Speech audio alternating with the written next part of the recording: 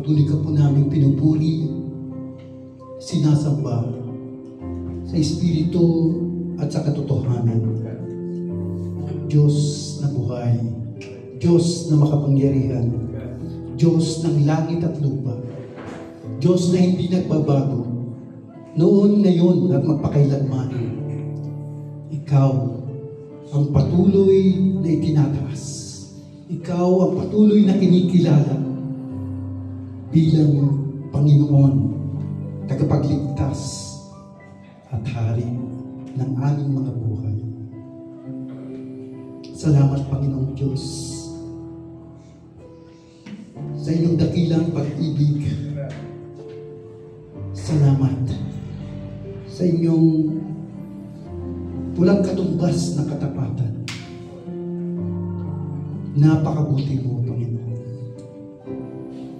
Salamat sa pagkakataon na binigay mo para kami ay magsama-sama upang itaas ang inyong banal na pangalan. Salamat din sa pagkakataon na kami po ay makapakinig ng inyong mga salita. Buksan mo po, Panginoon, ang puso namin. Hayaan mo ang inyong mga salita ay may tanim sa aming mga puso. Maraming salamat, Panginoong Diyos. Patuloy mo po kaming pakalinisin. Patuloy mo po kaming gawin karapat-dapat. Hayaan mong ikaw ay aming dakilain. At ito po ang aming panalangin sa pangalan ng iyong anak na si Jesus. Amen. Amen. Amen. Good morning po sa ating lahat.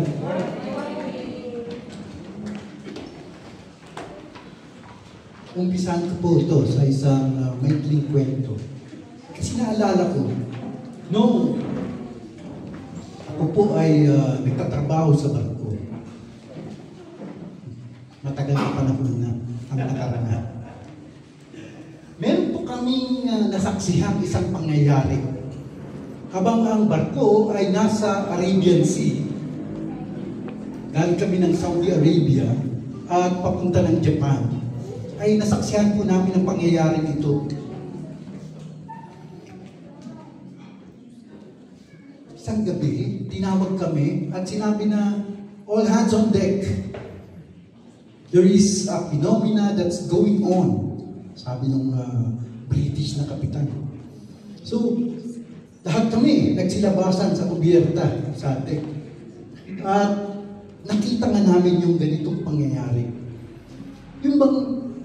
Yung dagat ay nagliliwanag.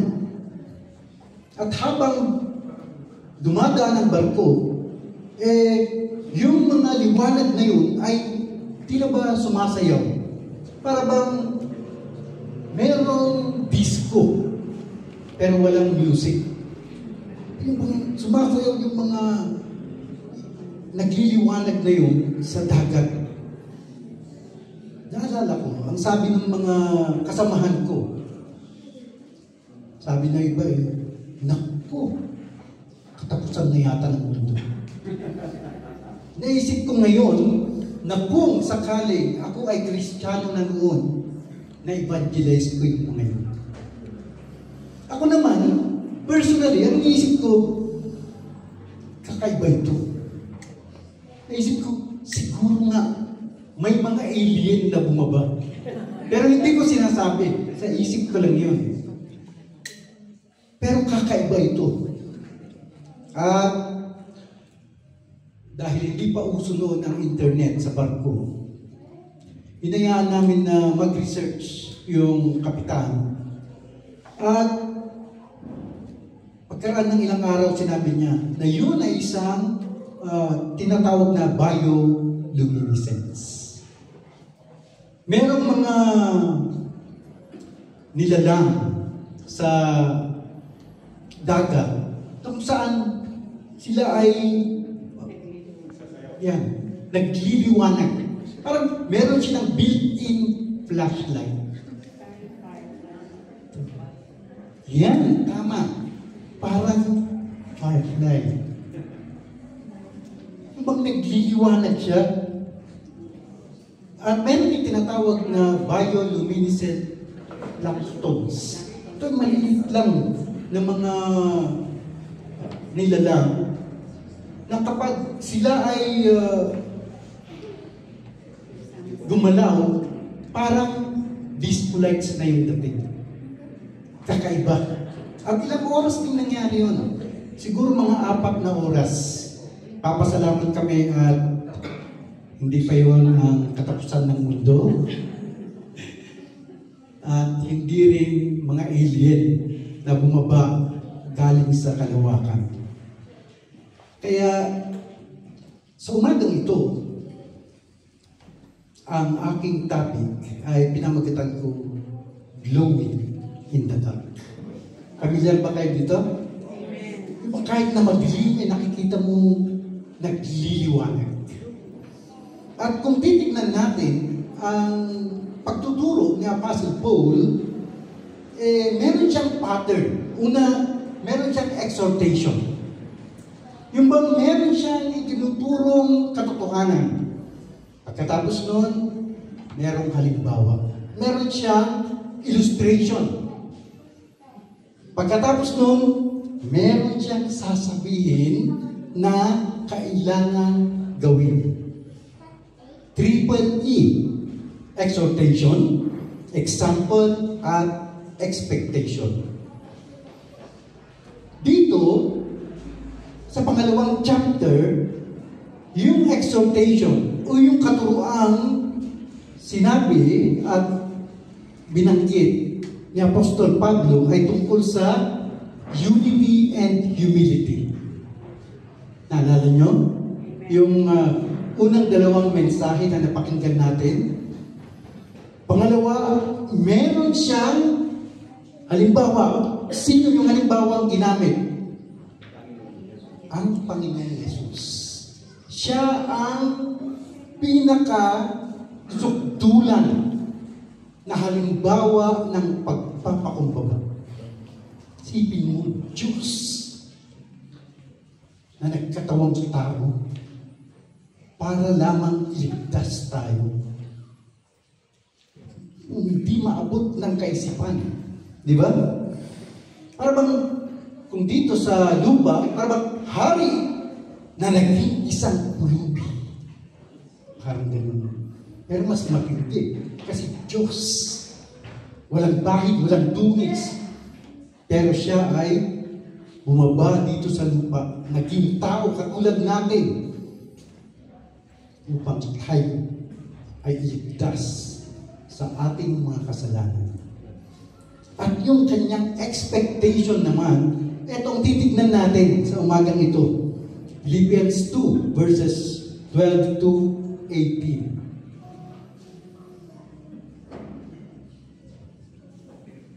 Naalala niyo pa ba yung title? Glowing in the dark. Ayun. Sabi kasi ng isang post ang malilimutin daw ay tanda ng katalinuhan. Parang hindi ako sold out dun.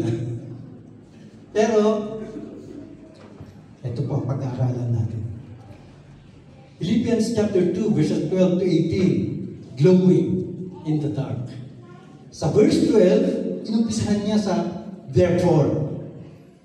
Therefore, my beloved, as you have always obeyed, not as in my presence only, but now much more in my absence. Ang sabi ng mga nagtuturo ng salita ng Diyos, yung mga Bible teachers, ang sinasabi nila, kapag nakita mo yung therefore,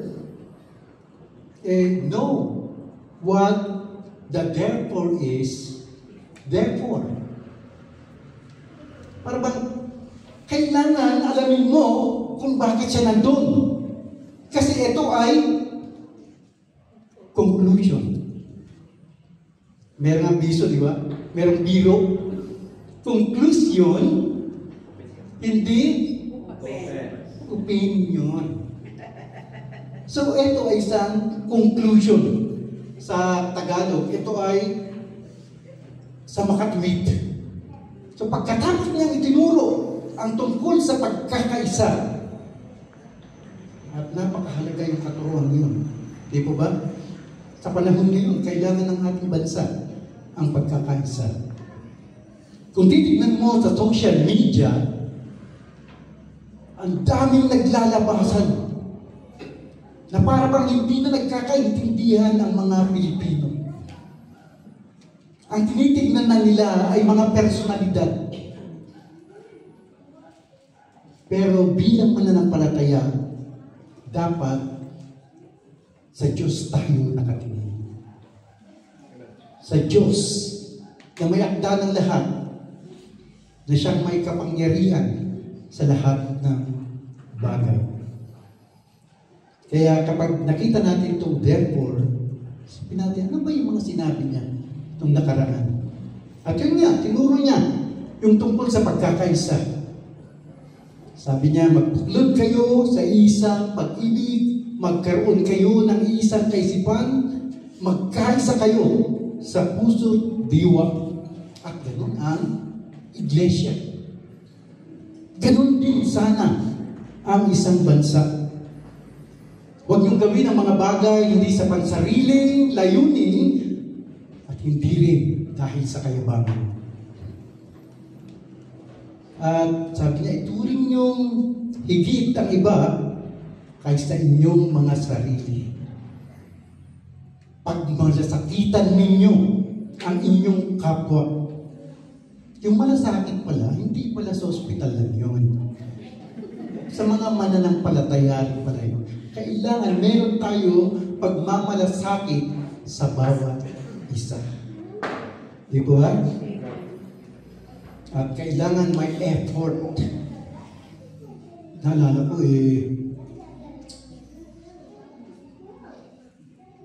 sinubukan kong pumila sa malasakit. Isipin mo, 2 araw.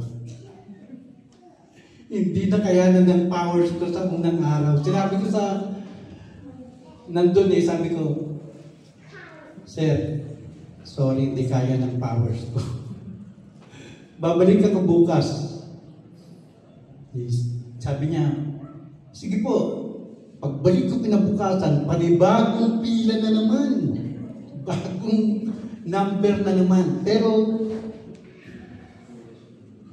pinagdaanan ko yun. Alam niyo kung bakit? Kasi, sa mga pasyente na nakakausap namin, binabanggit nila walang oras kaming pumila. Sabi ko, grabe naman yun, walang oras. Pero nung nasubukan ko, totoo na. Na talagang kailangan mong magtiis. Parang sa ganun maka-avail ka sa malasakit na ito. Pero worth it naman. Sipin nyo, 6 na session ng physical therapy ang nalibre sa akin ng gobyerno ng Pilipinas. At binanggit niya pala dito na mag-obey. As you have always obeyed, not as in my presence only, but now much more in my absence. Napakahalaga ang pagsunod sa buhay nating mananampalataya. At sabi ni Apostle Paul, hindi lang kung nariyan ako, hindi lang kung nakikita ko kayo, hindi lang yung kapag kasama niyo ako, kundi mas higit pa sana kung wala ako. At ganun sana ang gawain ng mananampalataya. Yung bang kahit walang nakakakita, ginagawa pa rin niya ang nararapat. Sa mga estudyante, kahit na wala yung teacher o wala yung proctor, wala pa rin kopyahan. Ginagawa pa rin ang exam ayon sa kanyang kakayahan. Kapag ikaw ay isang nanay, gawin mo pa rin yung nararapat. May mga napapanood tayo sa YouTube, di ba? Pag alis ng mister, anong ginagawa ng nanay? labas na niya yung kanyang cellphone na relax na siya. Pagdating ng hapon, pagtingin niya, uy, mag-aalas 6 na. Bilis-bilis siya nag-aayos. Sana, mas higit natin ginagawa ang mga bagay na tama at nararapat ayon sa kalooban ng Diyos kahit na wala nakakakita. And that is obedience. Si Paul, very consistent siya. Kapag may tinuri siya sa isang iglesia, yan ay binabahagi rin niya sa iba pang mga churches. Katulad nito, sa Colossians at maging sa Ephesians, ito ang kanyang itinuturo. Bondservants, obey in all things your masters according to the flesh, not with eye service. Ito yung kapag nagtatrabaho ka lang kapag may nakakakita. Ito yung eye service.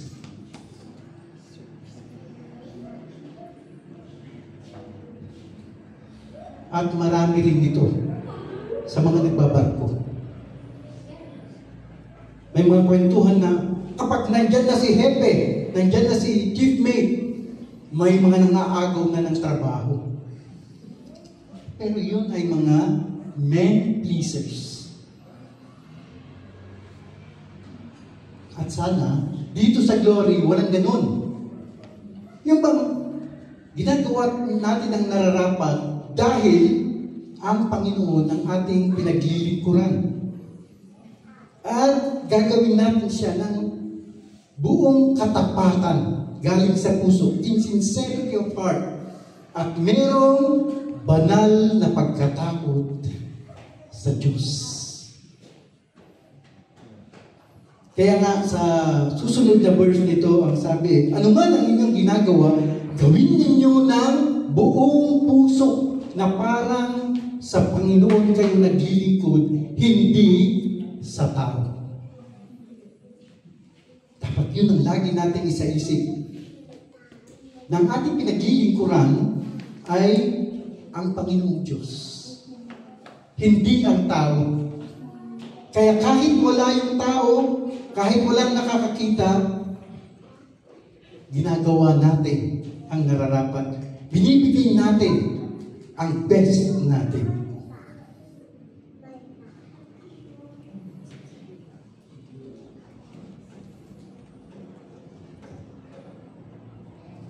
At pagkatapos sinabi ni Apostle Paul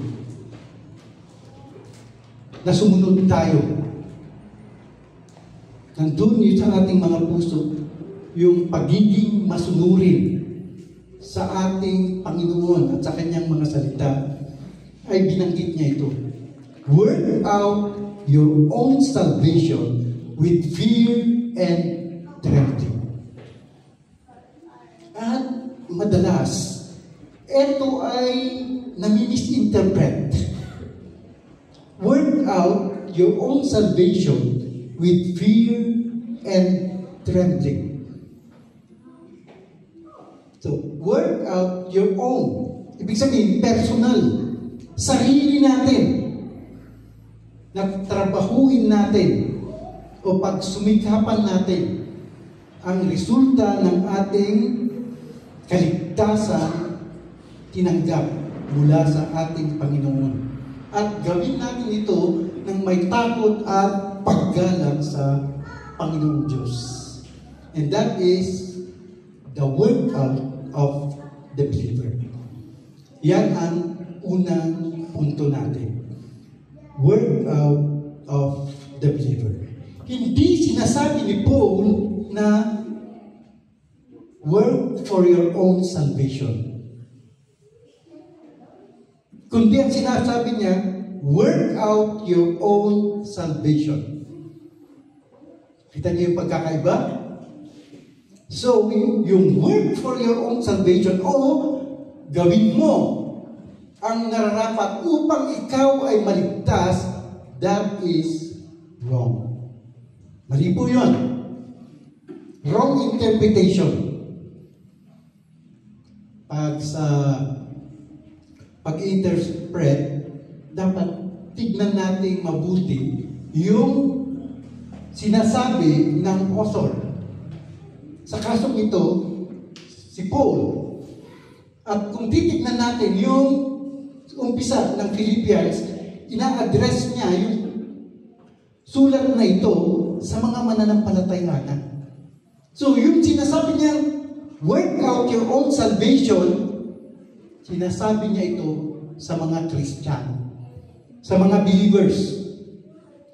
Sa verse 1 ng Philippians chapter 1, Paul and Timothy, bond servants of Jesus Christ, to all the saints in Christ Jesus who are in Philippi, with the bishops and deacons. Sa lahat ng mananampalataya, kasama ang mga church leaders ng iglesia. At sinasabi niya, work out your own salvation. At kung titignan din natin sa iba pang sinulat ni Paul sa Ephesians chapter 2 verses 8 and 9 tungkol sa kaligtasan, sabi niya sa verse 8, for by grace you have been saved. Grace is something that we cannot earn. Yung bang hindi natin pwede paghirapan, pagsumikapan, hindi. Ito ay kaloob ng Diyos. Ang kaligtasan ay kaloob ng Diyos. Makakamit natin yan sa pamamagitan ng pananampalataya. And that not of yourselves. Hindi sa atin. It is the gift of God. Ito ay regalo. Ito ay kaloob ng Diyos. Kaya nga, grace. Kaya ako ay nagpapasalamat kasi dito sa church, meron tayong grace. Not of works. So, hindi sa gawa, lest anyone should boast. Upang sa ganon, walang makapagmalaki. Ang kaligtasan ay trabaho ng Diyos. Maging sa Romans 6:23, for the wages of sin is death, but the gift of God is eternal life in Christ Jesus, our Lord. So, sana ay maliwanag ito sa atin. Sana sa puso at isipan natin walang kaduda-duda patungkol sa kaligtasan. Work out your own salvation. Kapag tinitignan natin yung work out, anong naisip natin? Yes, yung nag-gym. Di ba?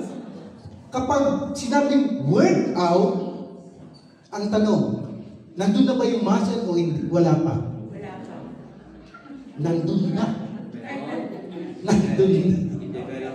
Yan, i-develop na lang. Yun. Kaya work out your own salvation. Nandun na yung kaligtasan mo. Ibinigay na ng Diyos sa'yo. Pero, kailangan mong ipakita. Yun ang ibig sabihin nun. Parang lupa. Kapag sinabing, i-work out mo yung inyong lupain. Anong gagawin mo? Bubungkalin mo, di ba? Pero nandun na yung lupa. Hindi sinasabi na kapag mag-workout ka, bibili ka pa lang ng lupa. Hindi. Nandun na yung lupa. Bubungkalin mo. Tataniman mo. Patutubigan mo. Lagyan mo ng fertilizer kung kailangan. At aani ka ng masagana. Kaya nga sa New Living Translation, ganito ang pagkakasalin. Work hard to show the results of your salvation. Resulta. Hindi para ikaw ay maligtas, kundi para maipakita mo ang resulta ng inyong kaligtasan. At paano natin gagawin yun? Obeying God with reverence and fear. Sumunod tayo sa ating Panginoong Diyos na may buong paggalang at may banal na pagkatakot. Ito yung pagkatakot na parang ayaw mo siyang saktan, parang ayaw mong magkasala dahil alam mo na hindi kalugod-lugod sa Diyos. Kapag ikaw ay nakagagawa ng mga bagay na hindi naayon sa Kanya kalooban. Sa Tagalog, ganito naman ang pagkakasalin sa ang salita ng Diyos. Sikapin ninyong ipamuhay ang kaligtasang tinanggap nyo at gawin nyo ito ng may takot at paggalang sa Diyos. Maliwanag po ba? Amen. Parang hindi. Ulitin natin. So, kapag sinasabing work out your own salvation, ipamuhay ang kaligtasan na tinanggap natin mula sa Diyos. At ito ay gagawin natin na may banal na pagkatakot at paggalang sa ating Panginoon. Sa verse 13, for it is God who works in you, both to will and to do, for His good pleasure. So, sino ang kumikilos sa atin? Ang Panginoong Diyos. Upang sa ganon, magawa natin. Magkaroon tayo ng pagnanais na gawin ang Kanyang kalooban. Ang Diyos ang kumikilos pa rin sa pamamagitan ng Kanyang banal na Espiritu para bigyan tayo ng desire. Parang yung invitation kanina ni Sister Alice, yung mga nais magturo. Magturo sa mga bata, hindi yung magturo na gano'n, ay si Juan na lang, hindi na ako, siya na lang.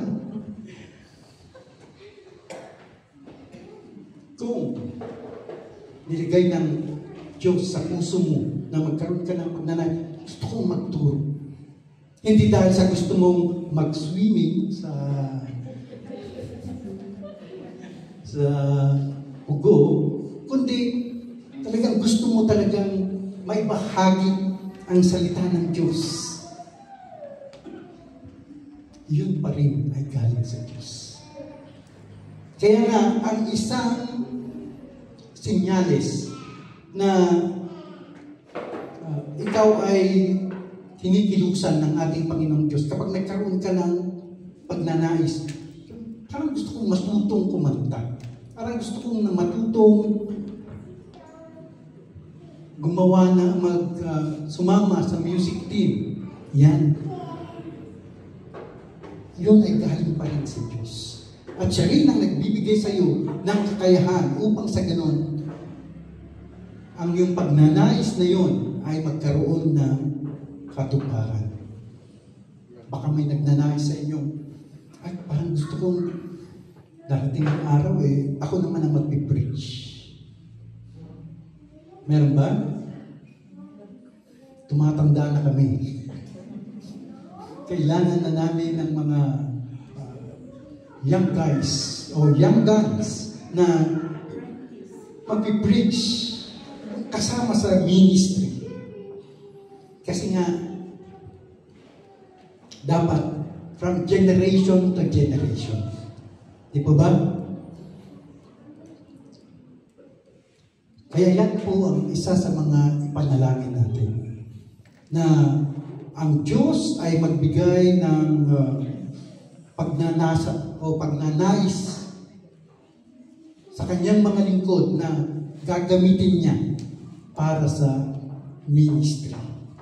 At ito ay hindi rin para sa atin kasi this is for His good pleasure. Para siya ay maluwalhati. Tingnan mo, ang galing ng Diyos. Diba? Siya ay kumikilos sa ating mga buhay upang sa ganon, tayo ay makapaglingkod sa Kanya. At sa pamamagitan nun, wini-work out natin yung kaligtasan na pinagkaloob niya. So, work out, work in mula sa taas. Sa Tagalog po, sapagkat ang Diyos ay siyang nagbibigay sa inyo ng pagnanais at kakayahan. Masunod nyo ang kalooban niya. Kaya nga, mula sa umpisa hanggang katapusan, ang kaligtasan ay gawa ng Diyos. Kaya wala tayong magagawa pagdating sa langit, kundi magpasalamat sa Kanya. Di ba? At yan ang Word of God in the believer. Ano yung una? Word out of the believer. Ito naman, the Word of God in the believer. Kaya nga sa Philippians 1:6, sabi ni Apostle Paul, being confident of this very thing, that He who has begun a good work in you will complete it until the day of Jesus Christ. Yung inumpisahan ng Diyos sa ating buhay ay Kanyang tatapusin hanggang sa pagdating ng Panginoong Jesucristo. Kaya habang narito tayo, ito dapat ang ating gawin. Ito ang pangatlong puntos. We should be witnesses for the Lord. Be a witness for the Lord. Paano natin gagawin yun? Sa verse 14, do all things without complaining and disputing. Gawin raw natin ang lahat ng bagay nang walang reklamo at pagtatalo. Minsan, sa mga ministries at sa mga churches, nagkakaroon ng pagtatalo, nagkakaroon ng mga reklamo. At hindi nalulugod ang Panginoong Diyos kapag nangyayari. Kahit na ang ganda-ganda ng mga plano, kahit na gaano kamahal ang mga kagamitan, kapag hindi naman nagkakaisa, hindi nalulugod ang Panginoon. Kaya nga, ang encouragement ni Apostle Paul, gawin daw natin ang mga bagay na hindi nagreklamo.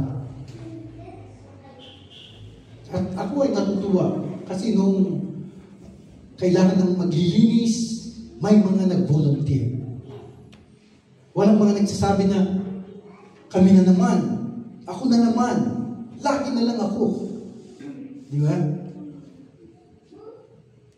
Kasi kapag ang tao ay nagreklamo, ano ang kanyang nararamdaman?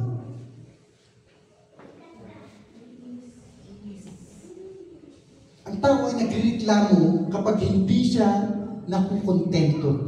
Tama? Para bang pagkain, nandyan na yung pagkain.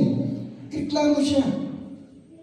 Maalat, matabang, malamig.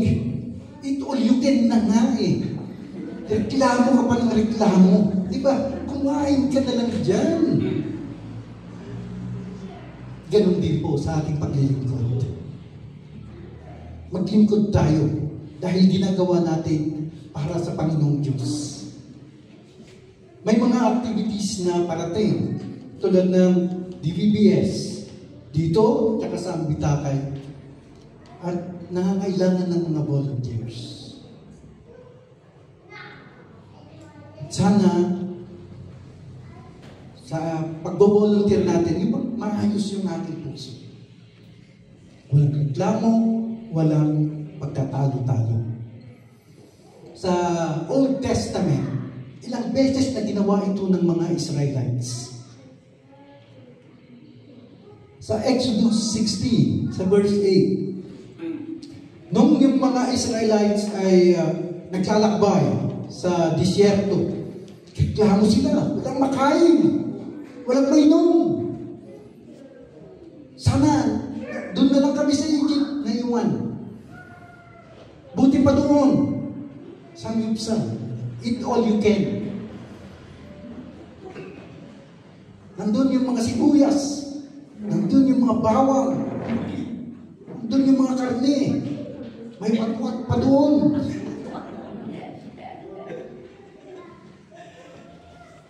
Sabi ni Moses sa kanila sa verse 8, Then Moses added, The Lord will give you meat to eat in the evening and bread to satisfy you in the morning.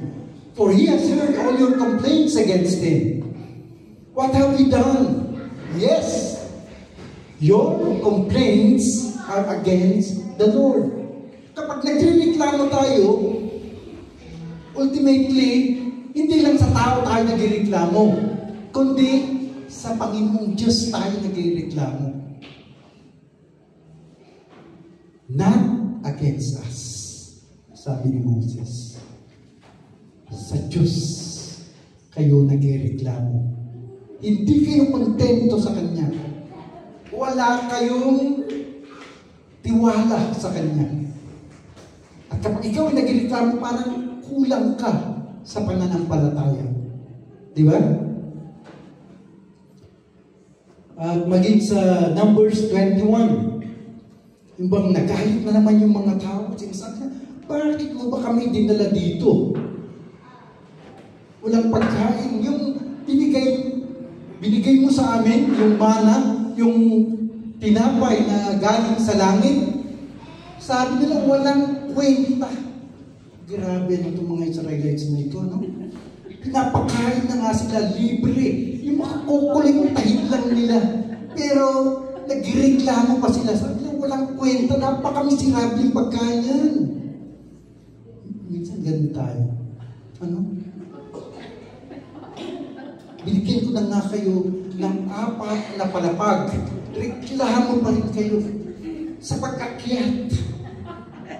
Hindi niyo ba alam na kapag umakyat kayo sa mga hagdan na yan, na-work out ang inyong mga puso?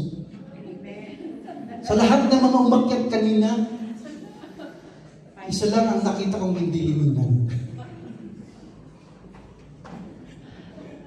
Kaya sabi ko, very athletic itong taong ito. Pero kapag tayo ay nagreklamo, sa Diyos tayo nagreklamo. Ito ang nakita ko sa online. Never waste a second of your life complaining. Huwag daw natin sayangin ang bawat segundo ng ating buhay na nagreklamo. Complaining doesn't solve problems. Totoo, di ba? Walang makain, reklamo ka pa rin. Di ba? Walang may isain, reklamo ka pa rin. Bakit? Mabubusog pa kayo kung ikaw ay nagreklamo? Hindi, di ba? It attracts them. Di ba? Complaining doesn't solve problems, it attracts them. Parang kapag ikaw ay nagreklamo, ito ay nagiging magnet sa mga problema mo sa buhay. The more problems you have, the more you infect other people with your problems. Ikaw ngayon ay parang sakit na nakakahawa. Don't be an infection. Be a cure. Ano mo yung katabi mo, infection ba yan? At ito ang resulta. That you may become blameless and harmless. Yung bang walang masasabi ang mga tao sa iyo. Yung bang hindi kanila maituturo. Nasabi nila, naku, itong Kristiyano ito. Hindi totoo ito, peke ito. You are children of God without fault in the midst of a crooked and perverse generation. Yung bang liko at masamang lahi. At ganun ang nangyayari dito sa mundo ngayon. Diba? May nakilala akong isang principal. Sabi niya sa akin, Pastor, pwede bang i-minister mo yung mga kabataan sa school? Private school po yung pinamahalanan niya. Sabi ko, pwede rin po. Pero ano ba yung particular na problem? Sabi niya, merong transferee na galing sa public school. At nung siya ay nandun na sa eskwelahan, yung bang siya ang nag-influensya sa mga kabataan doon para sumali sa mga gang, mag-vape, kung ano-ano pa. Sabi niya, pwede bang i-small group mo itong mga ito?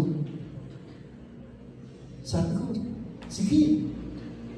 Kasi, pinag-aaralan ko po ngayon ang patungkol sa small group.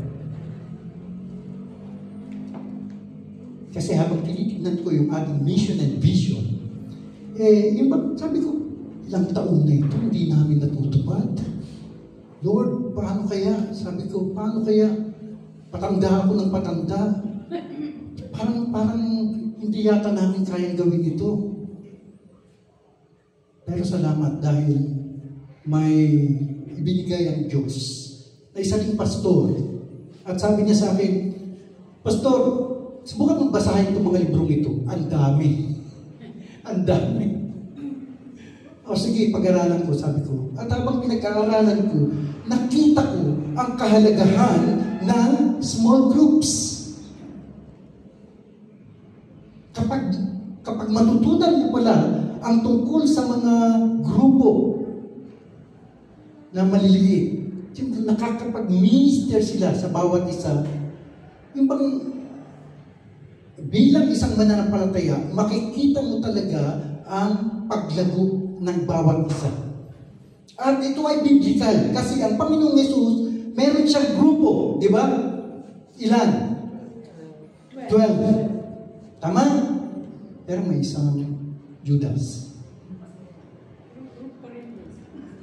Sa 12 na yun, meron din siyang tinatawag na inner circle. Ilan? 3. At nakita niyo naman ang kanyang paraan ng pagdi-disciple. Talagang ipinahagi niya ang kanyang buhay. At ang resulta, yung mga alagad niya, yung mga apostles, ay nakahandang mamatay para sa kanya. So, kung saan lugar sila napunta, may napunta ng Africa, may napunta ng India, may napunta ng Europe, at lahat sila ay naging martir. Namatay sila para sa Panginoong Yesus.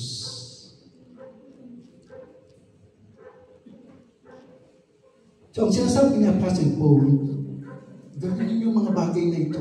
Huwag kayong magreklamo, huwag kayong magtalo-talo, at upang sa ganun ay walang masasabi sa inyo. Walang dungis ang bawat isa sa inyo. Kahit sa henerasyong ito, upang sa ganun kayo ay magliliwanag na parang ilaw sa mundong ito. At yan yung glowing in the dark. Sa Tagalog po para maging malinis kayo at walang kapintasang mga anak ng Diyos sa gitna ng mga mapanlinlang at masasamang tao sa panahong ito. Kailangan magsilbi kayong ilaw na nagliliwanag sa kanila. So, hindi lang pala ang mga nanay ang ilaw. Di ba? Lahat pala ng mananampalataya ay magiging ilaw sa mundo ito. At yan din ang sinasabi ng Panginoon sa Matthew 5, sa verses 14 to 16. You are the light of the world. A city that is set on a hill cannot be hidden, nor do they light a lamp and put it under a basket, but on a lampstand. And it gives light to all who are in the house. Let your light so shine before men that they may see your good works and glorify your Father in heaven. Sa ating mga pamumuhay ay makikita ang liwanag ng ating Panginoong Diyos. Sa pamamagitan ng ating mga gawa, ang sasabihin ng mga tao, talagang napakabuti ng Diyos. Di ba? Pupurihin nila ang Panginoon. Halimbawa, may nawalang bagay. Tapos, ang nakahanap ay isang Kristiyano at binabalik niya. sabihin ng mga tao, talagang napakabuti ng Diyos. At yan ay gawa pa rin ng ating Panginoon. At sa verse 16, holding fast the word of life. Ang hawakan natin, ang salita ng Diyos. Panghawakan natin ang kanyang mga katuruan, ang mga katotohanan, so that I may rejoice in the day of Christ, that I have not run in vain or labored in vain. Upang sa ganun, sa pagdating ng Panginoong Yesus ay hindi masasayang yung aking pagpapagal. At ang susunod na punto is willing to sacrifice. Sa verse 17, yes, if I am being poured out as a drink offering on the sacrifice and service of your faith, I am glad and I rejoice with you all. And rejoice with you all. Ibang yung drink offering, ito po ay tanda ng dedication at commitment sa ating Panginoon. Ibang sinasacrifice mo ang inyong buhay. Ang unang pagkabanggit sa drink offering ay sa Genesis 35. Ito yung panahon na na-encounter ni Jacob ang Diyos at pinalitan ang kanyang pangalan na Israel. Ang ginawa ni Jacob o Israel, and Jacob set up a pillar in the place where he had spoken with him, a pillar of stone. He poured out a drink offering on it and poured oil on it. Bilang tanda ng kanyang commitment sa Panginoong Diyos. At yung muli, worthy to rejoice. Sa verse 18, for the same reason you also be glad and rejoice with me. Yung bang sabi ni Apostle Paul sa gayon ding paraan, kayo naman ay matutuwa at magagalak na kasama ko. Sa ating pagsisilbi sa ating Panginoong Diyos, lahat tayo ay magagalak. Lahat tayo ay sama-samang magbubunyi. Lahat tayo ay makakamtan natin ang katagumpayan na galing ng Panginoong Diyos. Amen. Meron naman siya-share sa inyo. At kasi nabanggit yung rejoice with me. At meron mga pangyayari nung kami po ay namasyal, kasama ko yung mga seniors. Nagkataon na ako po yung pinakabunso nila. Talagang nakita ko yung kagalakan. Yan. Di ba? Galak na galak sila. Wala yung mga apo. Yan o, parang mga bata. Di ba?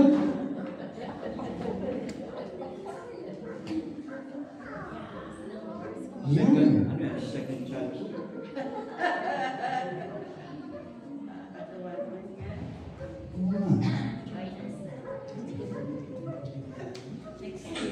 Yan. Kita mo yan?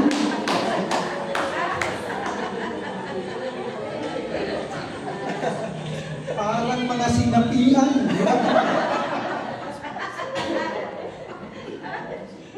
Gusto niyo pa? Yan. Kita niyo? Oh. Sino ang nagsasabing masakit ang balakang? Sino ang nagsasabing masakit ang tuhod? Diba? Oh.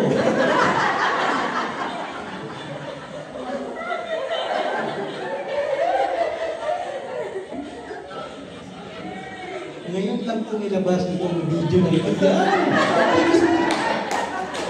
Saan niyo po makikita itong mga ganyan? Gusto ko lang po may paliwanag na hindi po nakainom yung mga hindi po nag-drugs.